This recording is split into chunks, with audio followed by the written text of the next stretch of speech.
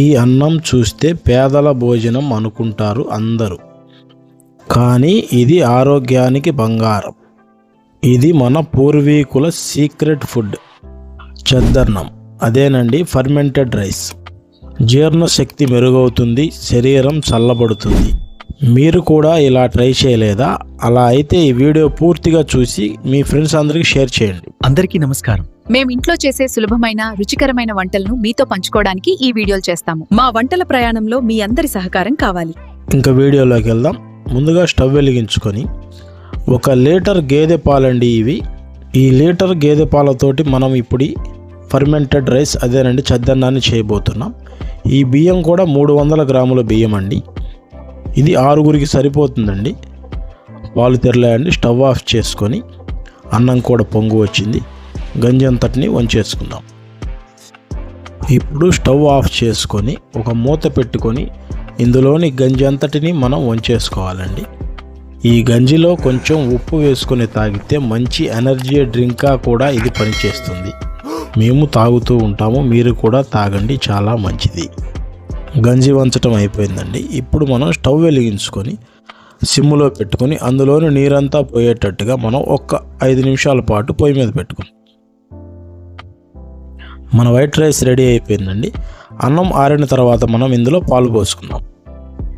White rice గోరువెచ్చగా ఉన్నప్పుడు మనం వేరే గిన్నె తీసుకొని మనం ఉడికించుకున్న వైట్ రైస్ మొత్తాన్ని ఆ గిన్నెలో వేసుకొని, అలాగే పాలు కూడా గోరువెచ్చగా ఉన్నప్పుడే ఇందులో మనం మొత్తం పోసేసుకొని లీటర్ పాలని చక్కగా ఒకసారి మొత్తం కలిసే విధంగా కలుపుకోవాలి.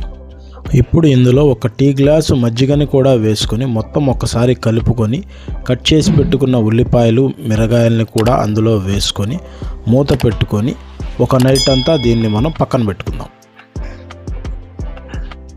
6.5 hours later. ఉదయం మూత తీసి చూసుకుందాం.